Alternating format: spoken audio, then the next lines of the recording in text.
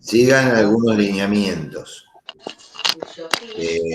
Participen en el foro que no han participado, muchos de ustedes, porque yo sigo ciertos lineamientos. O sea, tenemos que seguir ciertos lineamientos. Porque si no pueden, bueno, ahí estoy medio en línea. Y yo digo, bueno, chicas, si no pueden participar y toda esa cuestión, listo, la práctica la hacemos el año que viene, no hay problema. O sea. En algún momento, aunque bueno, ¿qué pasó por ahí? Bien. Entonces, el tema es ese. O sea, tratemos de hacer en tiempos y forma los trabajos que voy colgando. Porque principalmente porque estamos a la distancia, entonces en virtualidad. Entonces ahora les voy a dar mañana o hoy, seguro, la hoja de ruta del mes de mayo. Me he atrasado porque tengo varias cátedras, pero eso no quiere decir de que en esta semana van a estar la hoja de ruta, donde van a estar todos los encuentros, cuándo voy a subir en el aula la clase, bueno, todo el delineado. O sea, que quiere decir que ustedes ven esa hoja de ruta y van a saber cuándo yo subo la clase al campus, cuándo vamos a tener encuentros sincrónicos, cuándo pueden ver un video, bueno, todo. Así que esa hoja de ruta los va de alguna manera a orientar lo que va a ir pasando semana a semana. Bueno, ahí en el foro yo hice una pregunta con respecto a la enseñanza CTS. Bueno, ahora voy a presentar algunas ideas para no perderme yo en la locución. El enfoque que tiene la enseñanza de la ciencia, la enseñanza de la ciencia engloba a la biología, a la química, a la física, por supuesto, en la provincia de Buenos Aires.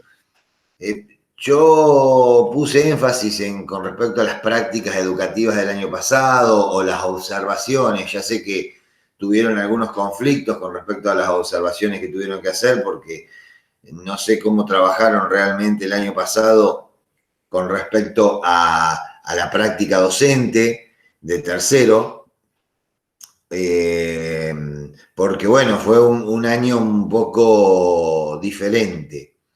Pero bueno, por ahí alguno de ustedes ha compartido con algún docente en esta enseñanza virtual. Yo digo desde matemática, por ejemplo, los alumnos el año pasado de tercero, estoy hablando, compartieron clases con el profesor de la cátedra. Vamos a suponer, yo daba en cuarto y me encontraba sincrónicamente, así como nos encontramos con los alumnos, el profesor practicante acompañaba al profesor de la cátedra.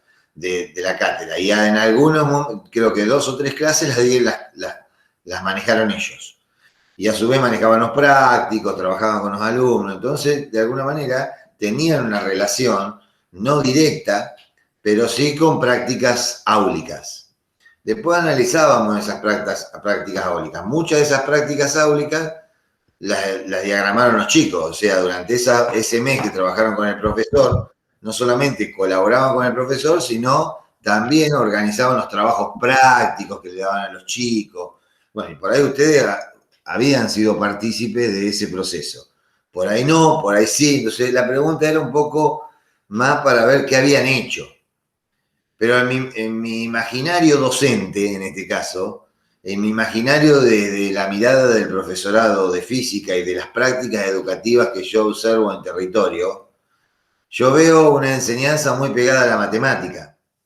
O sea, una enseñanza de la física tradicional, pegada principalmente a la matemática, a un positivismo de los años del principio de 1900. O sea, parece que el profesor da el conocimiento científico fuera de todo contexto real, de social, dentro de todo fuera de contexto tecnológico, y da el conocimiento tal cual es, fuera de cualquier contexto. Y todo el conocimiento científico, los adelantos científicos, siempre están en un contexto social. Desde el descubrimiento de la luz, de cualquier adelanto científico que está relacionado con el conocimiento físico, está dentro de un contexto. Y por algo sucedió, porque seguramente se dieron cuestiones o necesidades en ese momento y fue histórico y pudieron avanzar en el conocimiento científico de la física. Y eso no podemos estar descontextualizados en la enseñanza. O sea que todo el conocimiento científico o toda enseñanza de un contenido está inmerso en una situación social y tecnológica del momento. Y me parece que ahí está, de alguna manera, el enfoque de CTS. Y entonces ahí apuntaba yo con respecto a empezar a pensar en propuestas en función de ese enfoque. Hoy voy a dar algunos lineamientos a partir de la bibliografía que di, como para tomar algunas cuestiones más interesantes de la bibliografía. Y la propuesta que va a estar hasta el 30 de mayo es que ustedes comiencen a pensar una planificación, por ejemplo, de calor. O sea, calor para cuarto año. Entonces empiecen a planificar una supuesta clase de calor. Vamos a suponer 3 clases de energía calórica o del calor o de elijan transmisión del calor, lo que ustedes quieran. Y entonces, pensando en este enfoque, o sea, una clase pensando en este enfoque, en un enfoque CTS del contenido. Y yo creo que ahí, en ese caso, cuando nosotros enseñamos física desde este enfoque, el alumno lo recibe de mucha mejor manera. O sea, de una manera donde entiende por qué ese conocimiento científico fue importante, por qué, bueno, toda una cuestión de que el conocimiento no está aislado, sino que siempre está pegado, principalmente, el conocimiento científico, a lo social y tecnológico del momento, y la tecnología del momento. Recuerdo, yo siempre doy un ejemplo, el año pasado, estoy hablando ya en la presencialidad, recuerdo, y esto porque nos relaciona química, biología, física, un alumno del normal, el hijo de mi mujer, tenía problemas con química, el flaco no agarraba una. Y entonces enseñaba, venía con, dice, Cristian, ¿no me ayudás? Y el tema era formar alcoholes. Yo mucho de química no conocía, porque conozco de química un conocimiento general, pero no profundo, más matemático, ¿no? que más de química. Entonces me acuerdo que era la amida, bueno, un montón de fórmulas, y me dice, me toca la, no sé, no me acuerdo en este momento, 2,3-bimetil, no sé, amida. Entonces, nosotros, digo, a ver, dame un ejemplo. Entonces, matemáticamente deducíamos todo, porque le tomaba todo fórmula. Tenía que ponerse H, todo fórmula. Terminábamos haciendo fórmulas y yo le decía al alumno, ¿y qué es una amida? O sea, no tenía ni idea de dónde se usaba la amida, qué era una amida, por qué él hacía amida. No, él hacía fórmulas. Entonces me parece ahí que ese conocimiento era del año 40. Cuando yo iba al secundario, que me enseñaban toda fórmula y no sabíamos lo que era una acetona. Que ni, o sea, a menos que la busque en Wikipedia y me pongo a investigar. Pero eso tiene que surgir desde la clase docente. Por ejemplo, no sé, si yo tengo que dar cetona, o acetona, o amida, digo, bueno, ¿qué es una amida? Y los piden idea y empezamos a investigar qué puede ser una amiga, dónde se usa una amida, qué pasa si tomo amida, o sea, me muero, no me muero, qué sé yo, o sea, bueno, entonces empezamos a investigar y por ahí aparece la fórmula, pero la fórmula es el producto final, no el producto principal. Esto es como cuando en matemática nosotros damos primero el algoritmo y después para qué se usa el algoritmo. Es totalmente normativo. Bueno, esto es lo mismo. Doy la fórmula y el pibe ni sabe cuál es el alcance que tiene. O sea, me parece que ahí hay que dar una vuelta de tuerca en la enseñanza. Entonces el pibe hizo fórmulas matemáticas y totalmente memorísticas, pero nunca supo qué era lo que hacía. Entonces estudiar química desde ese punto de vista, de hacer fórmula, sin saber qué es lo que estoy manipulando, es totalmente feo. Y ahora me doy cuenta por qué a los pibes no les gusta. Y porque no saben lo que están haciendo. Imagínense cosas que estoy haciendo con números, símbolos y no sé qué es. Entonces me parece que ahí hay que hacer una vuelta de tuerca. Total. sea que perdimos un año, esa profesora perdió un año y los pibes ni saben para qué sirven las amigas. O sea, por lo menos yo prefiero que yo le diga amida o acetona o alcohol etílico, no sé, y el pibe diga, ah, sí, sirve para esto, esto, esto. Y eso es una cultura general. ¿Y qué hago? Que me diga, sí, es la fórmula esta. Bueno, ¿y para qué sirve? Ah, ni idea. O sea, ¿qué ventaja tiene una persona de saber la fórmula con otra? Y esto lo mismo pasa con el conocimiento físico. Puedo calcular movimientos, la aceleración, bien. Y le pregunto, bueno, analizame este fenómeno. Y el pibe no sabe, pero lo sabe matemáticamente puede deducir cosas, pero no sabe analizar el fenómeno. Estamos en la misma. Bueno, era un poco como para pensar hacia dónde tiene que ir la enseñanza del conocimiento científico.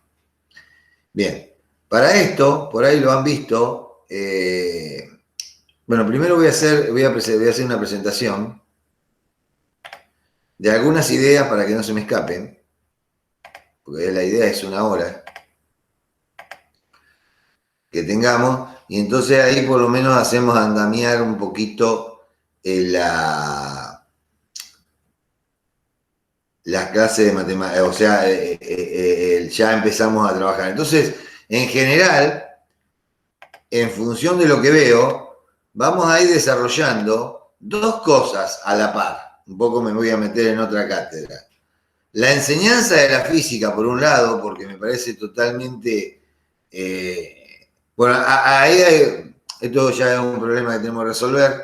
O sea, cuando nosotros decimos trabajo colaborativo, o sea, yo no sé ni lo que será, les digo la verdad, en didáctica de la física. O sea, estoy preguntando y preguntando y preguntando, che, ¿qué enfoque tienen? ¿Qué estamos trabajando? Bueno, eso es, a veces como yo digo en mis capacitaciones, ahí está el equipo que tiene que manejar, el equipo docente, ¿no? La mano que el director de orquesta. Decir, bueno, vení, mirá, a ver, júntense, o sea, porque a veces un maestro, un profesor de la escuela, que pasa, que me han comentado, che, vamos a juntarnos. Bueno, sí, y miran todo por el costado y nunca se juntan. Y el tipo tira propuestas y la profesora dice, sí, bueno, si no hay un director de orquesta, como el directivo, que diga, bueno, listo, vamos, y organice todo, por eso es director, entonces ahí empieza a gestionar todo. Entonces eso es una cuestión y que ahí yo creo que hay muchos agujeros vacíos en el profesorado de física. Y bueno, entonces dentro de todo trato de dar las mejores armas para cuando ustedes den la cátedra, por lo menos tengan una idea del enfoque de la enseñanza de la física. Que eso también apunta a eso, la pregunta del foro. Bien, seguimos, vamos con la presentación. No sé si alcanzan a ver la presentación de mi diapositiva. Sí, se ve. Ciencia en la escuela. Voy a tomar una definición de Marco. Fíjense que esto es como en matemática, ¿no? La teoría de situaciones y la enseñanza de la matemática se empezó a trabajar allá por el 1990, 1995, que empezaron a pensar en un cambio de la enseñanza matemática. Lo mismo pasa con la física. O sea, paralelamente y por otro eje, comenzaron a pensar en la enseñanza de la ciencia rompiendo con la enseñanza tradicional.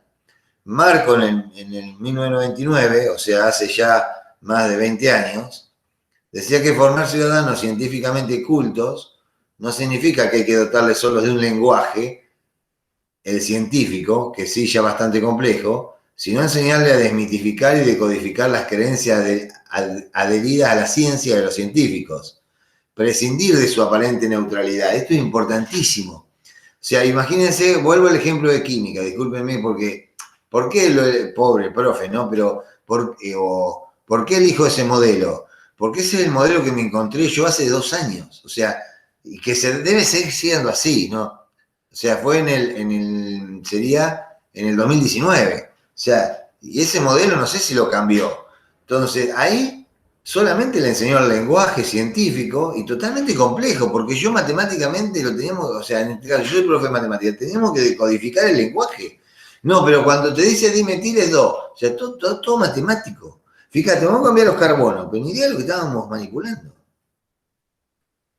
Y me parece sumamente potente el tema de la aparente neutralidad. sea, eso es neutral, totalmente neutral, y los avances científicos no son neutrales.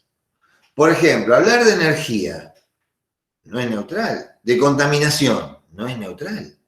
Hablar de la minería y lo que produce la minería en la tierra no es neutral, porque según si depende con quién hablo, puede tener posiciones totalmente diferentes.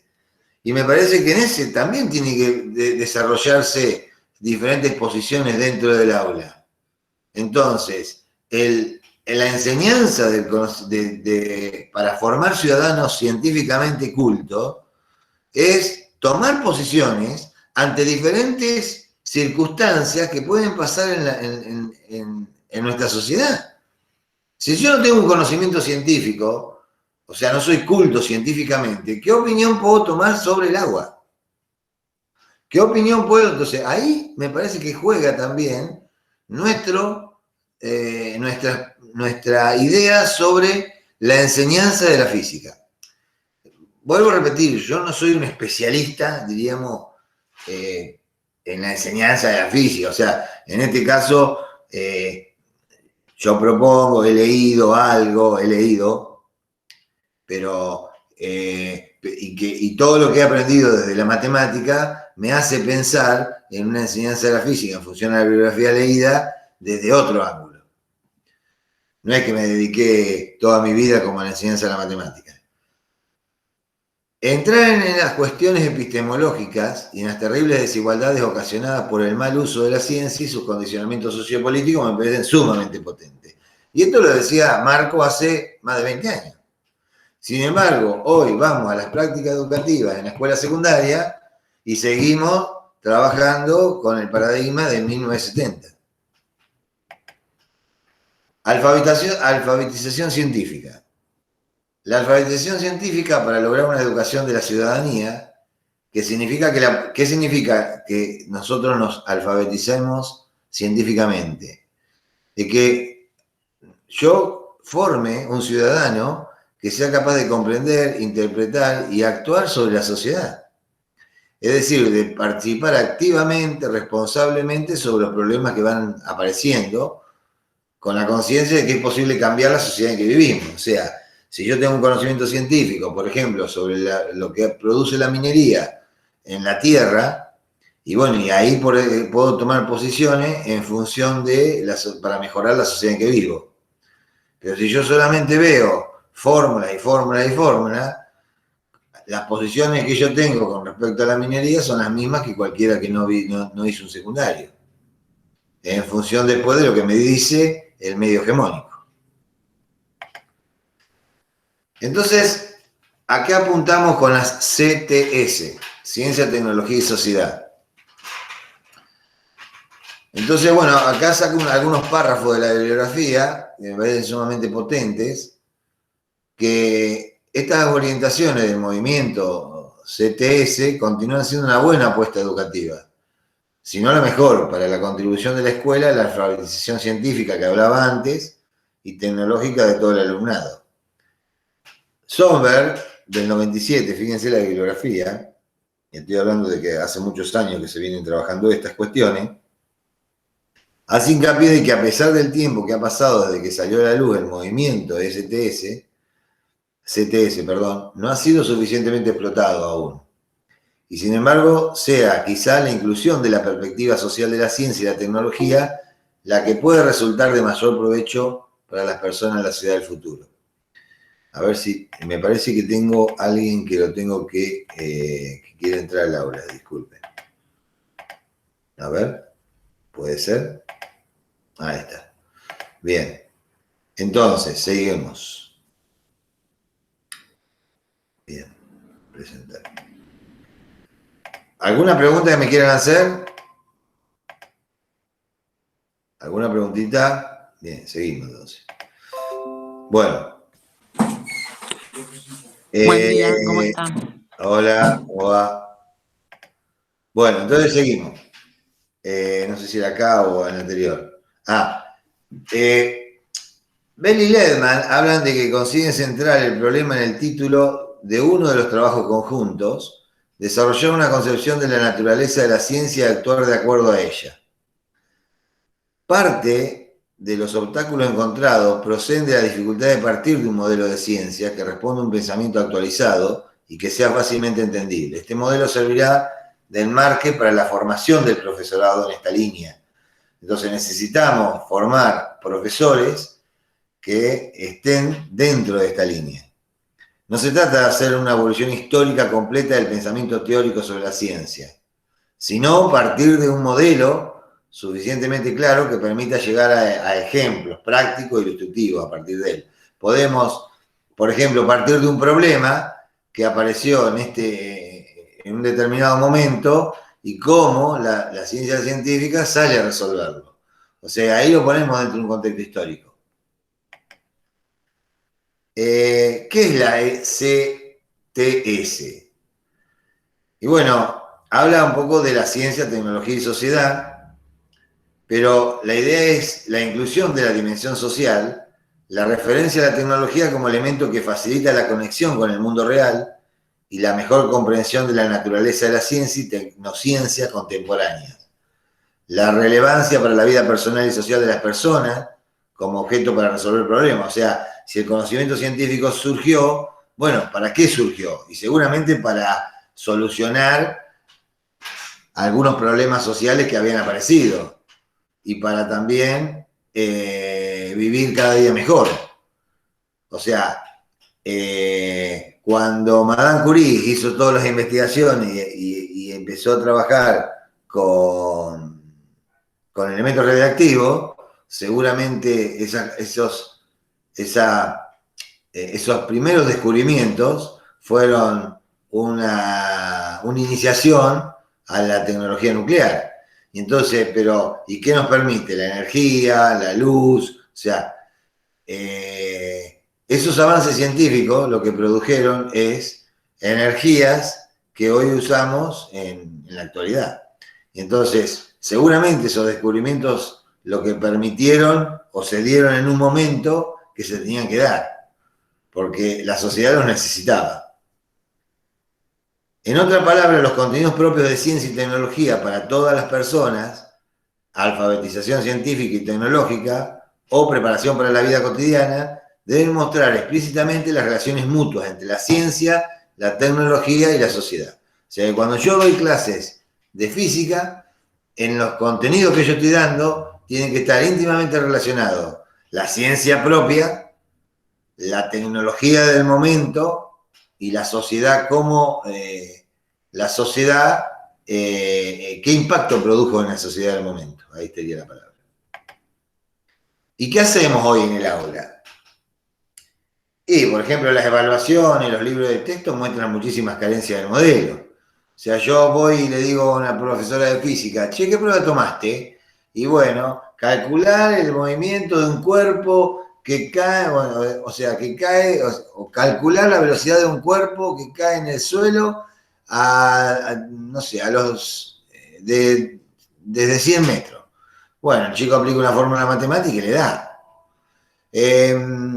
Otro, calcular el calor específico del metal, tal que, bueno, todo matemática. El chico aplica fórmulas matemáticas y esa es la evaluación. 5 problemas donde usó más matemática que física. En ningún momento hay una pregunta con respecto a qué impacto produjo el conocimiento de la gravedad en la humanidad. O sea, ¿qué produjo? ¿Para qué? ¿Qué cambió en la sociedad a partir del conocimiento de la gravedad? Esas preguntas yo en una evaluación nunca las veo. Lo que pasa que no es matemático. Entonces el profesor de física piensa que no está haciendo física. Los libros de texto. Habría que analizar los libros de texto, qué problemáticas, qué propuestas proponen. Que eso vamos a hacerlo en el año. O sea, empezar a ver libros de texto para de alguna manera yo como profesor de física, cuando me muestran un libro, selecciono una bibliografía para trabajar con mis alumnos, esté en relación con el enfoque. La influencia de la sociedad en la ciencia y la tecnología, la comprensión de la naturaleza de la ciencia y sobre todo el significado de la tecnología y su papel en relación con la ciencia, algo que ha permanecido en el olvido con demasiada frecuencia en estos últimos años.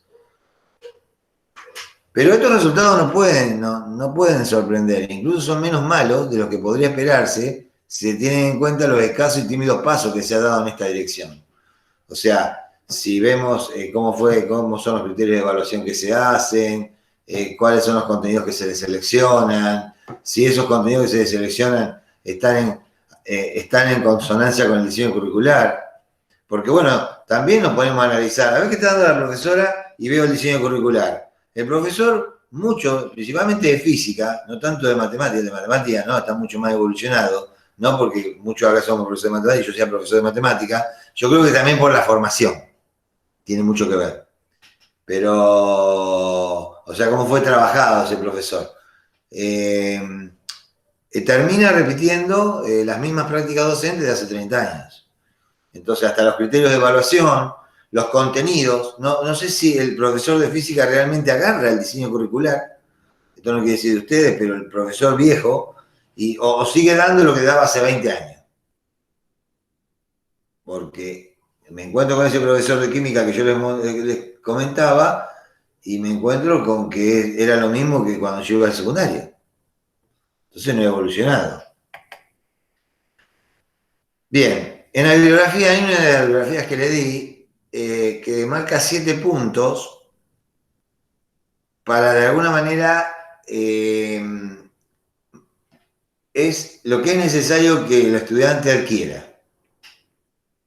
Entonces, el estudiante debe tener una visión adecuada de cuáles son los problemas a los que se enfrenta hoy la humanidad, sus causas y las posibles medidas a adoptar. O sea, si yo le pregunto a un alumno del secundario que se recibe, decime una cosa, ¿cuáles son los problemas de la ciencia de hoy? Algunos ni idea. ¿Y cuáles son sus causas? ¿Y cuáles son las medidas que tenemos que adoptar? Por ejemplo, calentamiento global. Un ejemplo. Energía, otro ejemplo.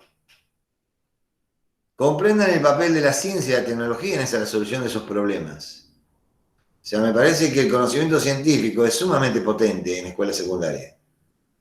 Y que de alguna manera yo, conociendo realmente el conocimiento científico desde el punto de vista de la CTS, me voy a entender cuál es realmente el papel que cumple en la sociedad. Seamos conscientes de la influencia de la sociedad y los de intereses particulares en los objetivos de la ciencia.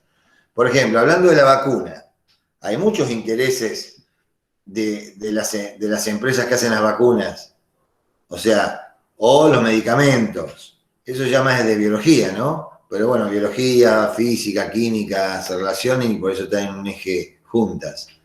Pero muchos de los intereses particulares, algunos van por la ciencia y otros van por otro lado, van por lo económico. Si no, vamos con las mineras. Que sean capaces de realizar evaluaciones sobre determinados desarrollos científicos y tecnológicos, en particular cuáles son sus riesgos, su impacto, tanto social como ambiental.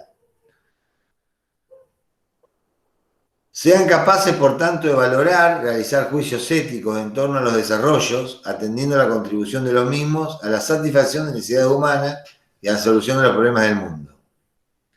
Que sean capaces de traducir los argumentos en políticas públicas, escritos, declaraciones, solicitudes, y comprendan la importancia de la investigación científica sin limitaciones, así como la necesidad de su control social que evita aplicación apresurada de tecnología insuficientemente contrastada, principio de precaución, la teoría lo dice. Pero bueno, de alguna manera, yo quiero un estudiante que cuando termine el secundario tenga por lo menos estos 7 puntos y pueda tomar decisiones en su vida social. Por ejemplo, ahí plantea, por ejemplo, un cuestionario para reflexionar. Y este cuestionario lo pongo en juego para que ustedes vean la direccionalidad que tiene la ciencia. Por ejemplo, preguntarle a los alumnos o a los docentes para reflexionar sobre su propia práctica, ¿cuáles son algunos de los problemas citados? Si que cite algún problema que puede ser consecuencia de algún desarrollo científico o tecnológico. ¿Y por qué? O sea, algún problema alguno de los problemas citados puede ser consecuencia de algún desarrollo científico, por ejemplo, señala problemas y desafía lo que se enfrenta hoy la humanidad. Entonces el chico puede señale problemas o desafíos que se enfrenta hoy la humanidad. Esto para los profesores. Entonces, y bueno, energía, recursos. Bueno, pueden aparecer varios problemas ahí. Entonces, después todos los problemas que aparecen, elegir alguno que puede ser consecuencia de algún desarrollo científico o tecnológico. ¿Y por qué? ¿Y cuáles son las medidas más urgentes a adoptar? ¿Qué medidas tendríamos que tomar? Indica cómo la ciencia y la tecnología pueden contribuir a resolver estos problemas. Bueno, fíjense que acá está muy relacionado, es otra idea de la enseñanza de la ciencia. Yo no digo que no enseñar a partir de algunas cuestiones de fórmulas. Porque, o sea, es algo más, pero no es lo único, a eso iba. O sea, está bueno calcular el movimiento de un cuerpo a los 5 segundos, que salió una velocidad inicial tanta, tiene una aceleración en un determinado tiempo. Está bien que podría ser, pero no es lo único, no es el fin final. O sea, es una cosa más de muchas cosas que pasan alrededor de una clase. Un poco esto es, que después se los voy a pasar a este PowerPoint, pero que está dentro de la bibliografía que yo les presenté. Creo que no hay más nada. Bien. Para esto, ¿dejé de compartir ya? Ah, bien. Bueno, ¿alguna preguntita que me quieran hacer?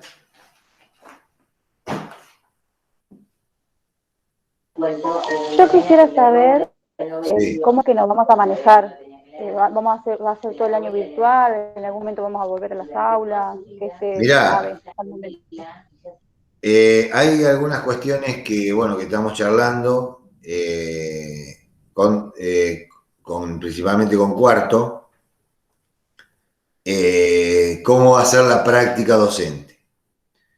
La práctica en general la vamos, de cuarto año, la vamos a tratar de hacer en 2 caminos seguramente por ahí, momentáneamente, por eso vamos a ver cómo se dan las circunstancias de lo que estamos en las reuniones, que seguramente la semana que viene vamos a tener otra reunión, ya tuvimos una. Pero bueno, la idea que circuló, pero que no está confirmada para nada, o sea que no, ya vamos a hacer, no sale a confirmar nada porque fue una idea, pero se necesitan muchas cuestiones en juego. Es, por ejemplo, que entren a una burbuja. O sea, yo, profesor practicante, entro a una burbuja como si fuera un suplente, ¿no? Bien. Entonces, si entra una burbuja, bueno, ahí hay muchas. Se tienen que juntar la educación superior con la educación secundaria y empezar a analizar cómo hacemos para entrar en burbuja, porque también puede ser que vos entres a una burbuja, justo un contagiado se va a la burbuja para irte a la práctica, ¿viste? Porque está en un mes. O sea que listo. Entonces rezar así que no aparezca un caso. Eso también sería un problema. Pero bueno, momentáneamente, mientras se resuelve esa situación, podemos, con lo que hice yo el año pasado, empezar a practicar en el Instituto de Formación Docente. En primer año, por ejemplo, tecnicatura de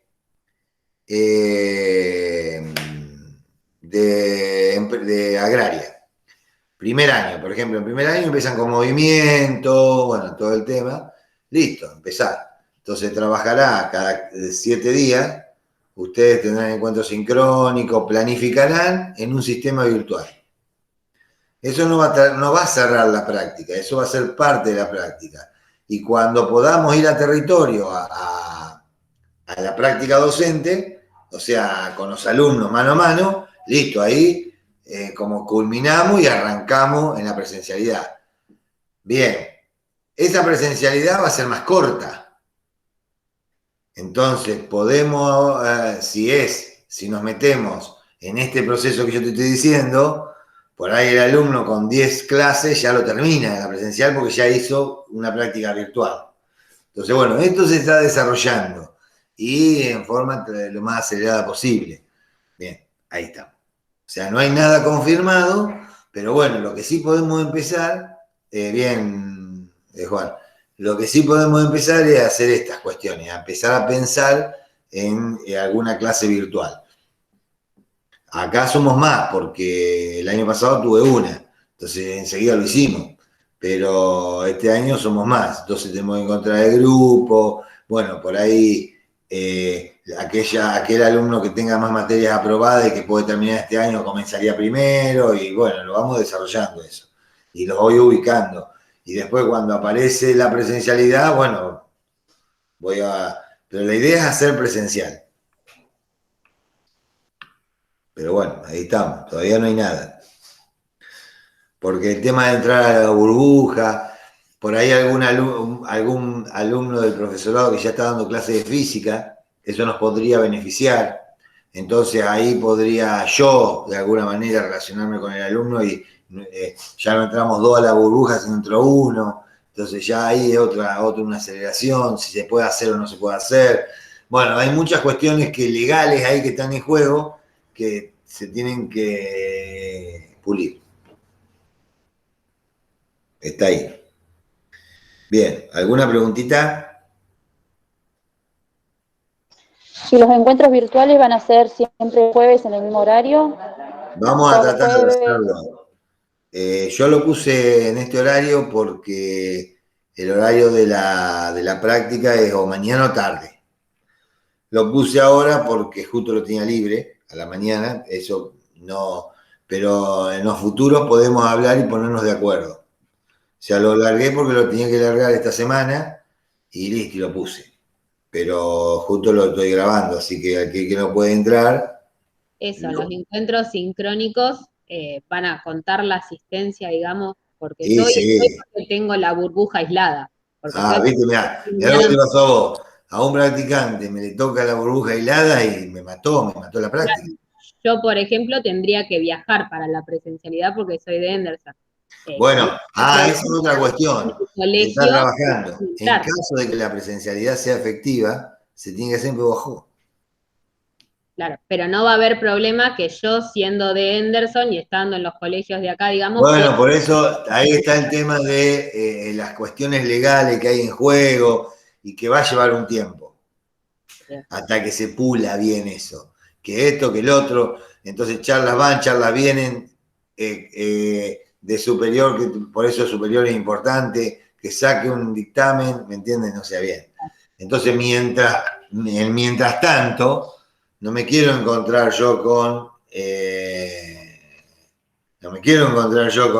a último momento. Entonces empezamos a practicar en la virtualidad. Entonces después lo reducimos. Así que bueno, seguramente en la brevedad voy a buscar, no sé si cuántos somos, pero 5 o 6 creo que son. Entonces ya tengo que buscar grupos. Ya uno tengo, pero bueno, bien, estamos ahí. Recién están comenzando los profes, seguramente a partir de mitad de mayo podemos llegar a lograr a comenzar a hacer algo. Bien, ¿de alguna otra preguntita? Bueno, yo no sé si esto que yo les comenté a ustedes en esta clase lo habían visto alguna vez. No, esa era la idea, ¿no? Sí, o más o menos, o por ahí con Mónica, por ahí en el primero y segundo, no sé si ustedes estuvieron con ella.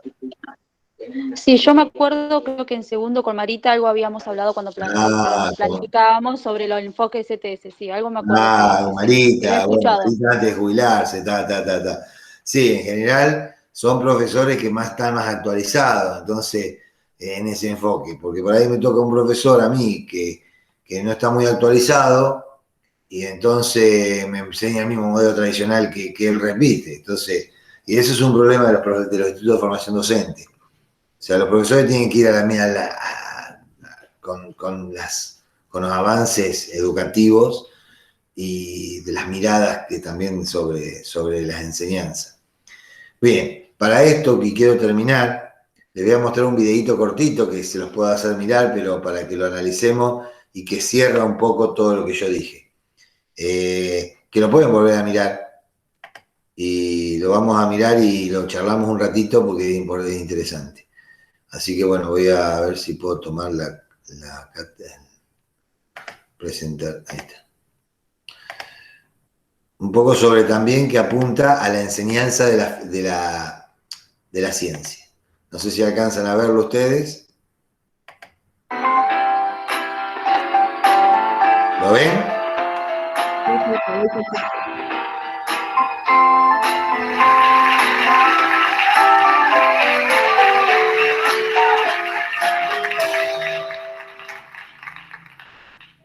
Soy científica. En realidad fui científica. Me dediqué a la biología molecular durante más de 10 años. Hice la licenciatura, el doctorado, el postdoctorado, y en el medio del camino sentí que necesitaba otra cosa. Necesitaba hacer algo para acercar a más gente a este modo apasionante de mirar el mundo que es la ciencia. Así que decidí dejar mi carrera científica para dedicarme a la educación en ciencias. Trabajo con profesores y con chicos y organizo campamentos científicos. Las reglas del laboratorio son muy claras. Uno tiene una idea acerca de cómo es un determinado proceso y hace observaciones o experimentos para ver si la idea sirve. Si los resultados confirman lo que nosotros pensamos, entonces aceptamos la idea. Pero si los resultados contradicen esa idea, la descartamos. En otras palabras, si la evidencia nos dice que la idea no es correcta, tenemos que buscar otro camino. No importa cuán bella sea la idea, no importa cuán importante sea su autor, aceptar una idea como cierta depende de las evidencias que la respaldan. Y al cambiar de profesión, uno se mueve de un mundo a otro y empieza a ver las diferencias. Y una de las diferencias más grandes que noté es que ese uso sistemático, disciplinado y casi obsesivo que uno hace de las evidencias y que aprende en su formación científica, casi no existe en otros mundos. Es cierto que no todo en la vida se basa en evidencias. Si buscamos un novio, no vamos a andar haciendo un análisis exhaustivo de las evidencias que respaldan a cada candidato. Tampoco vamos a decidir de qué club de fútbol hacernos hinchas basándonos en los resultados de los partidos de los últimos 20 años. Pero esto que está muy bien para el mundo de nuestros afectos y de lo que es más privado y subjetivo, creo que no es suficiente en el mundo público, el que todos compartimos. Muchas veces las decisiones sobre qué hacer en política pública, por ejemplo en salud, educación, transporte o energía, se basan en opiniones, anécdotas, ideas, intuiciones y no en evidencia sólida. Quiero contarles dos historias. Sudáfrica es uno de los países más afectados por la epidemia de SIDA.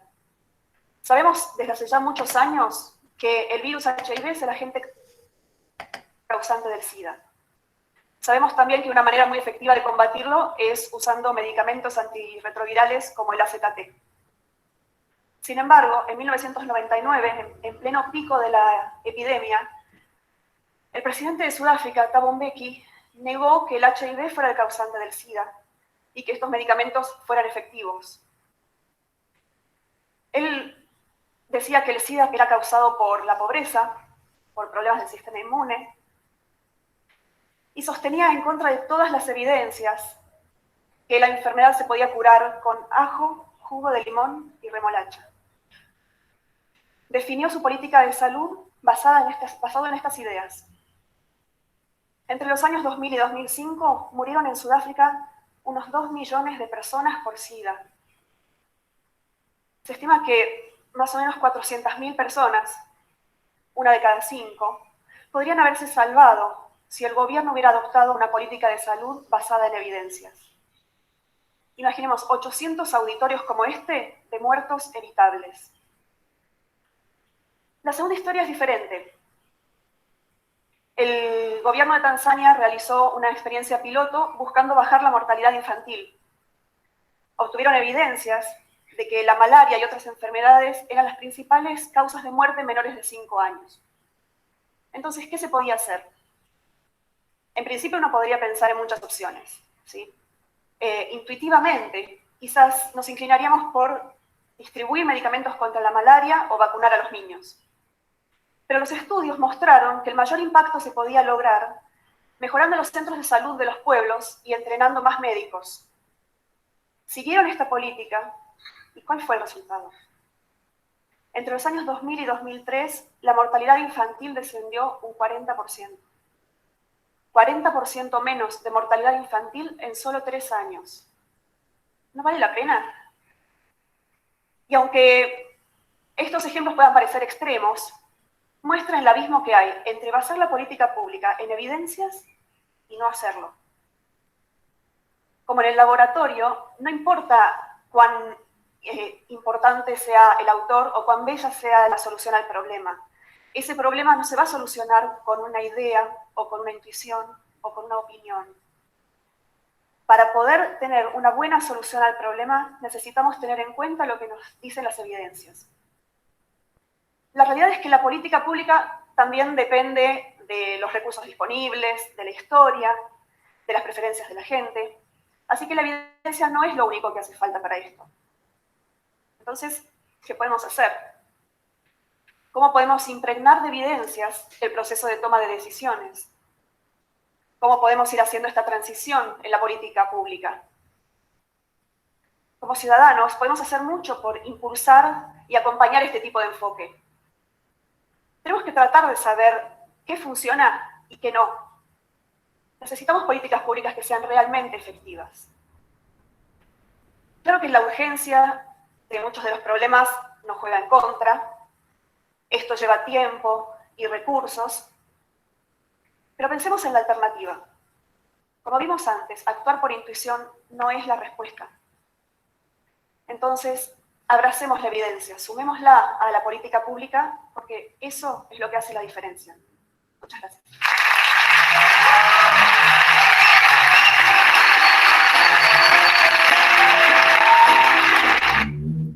Bien. ¿Lo pudieron ver? Sí. Dejar de presentar.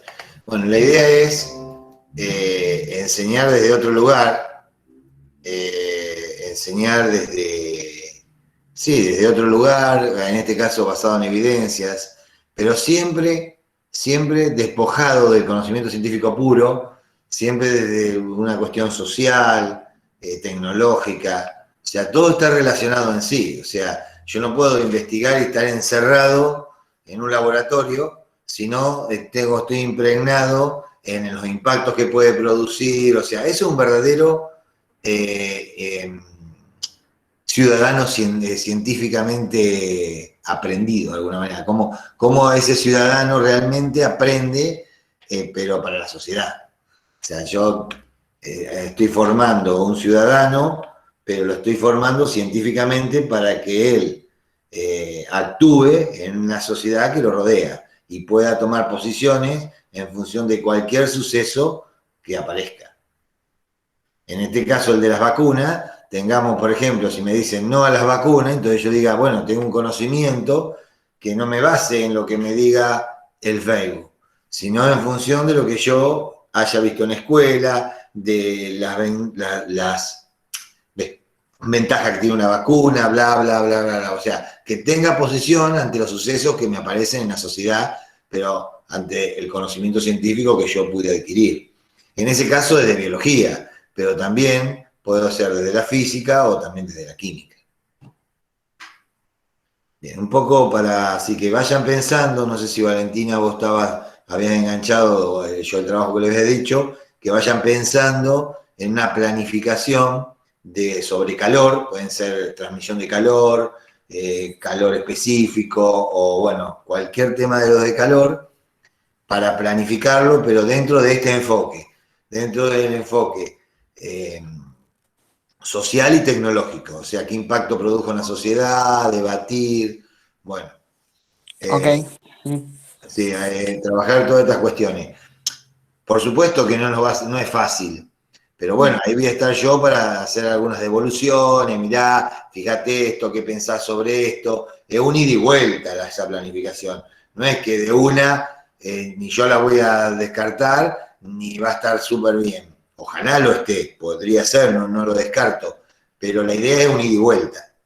sería pensado como para un cuarto año de Sí, secundaria. para un cuarto año en secundario, sí, para eso.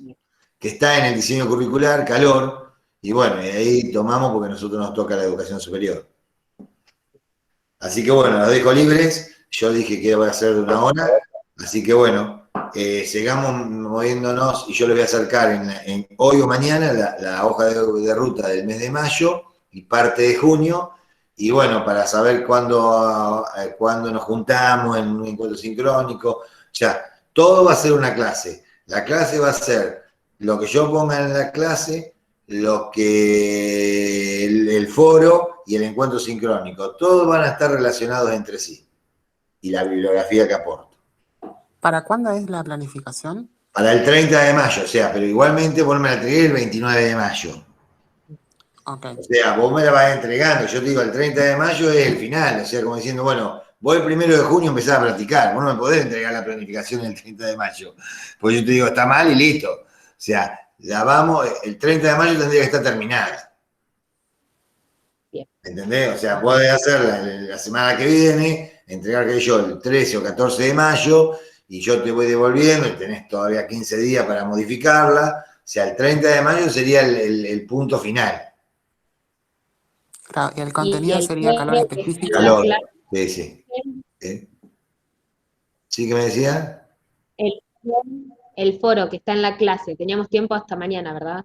Sí, sí, pero bueno, les voy a dar un poquito más, pero vayan, yo dije hasta el lunes, por ejemplo, Sí, entonces, empiecen a participar, así yo también aporto.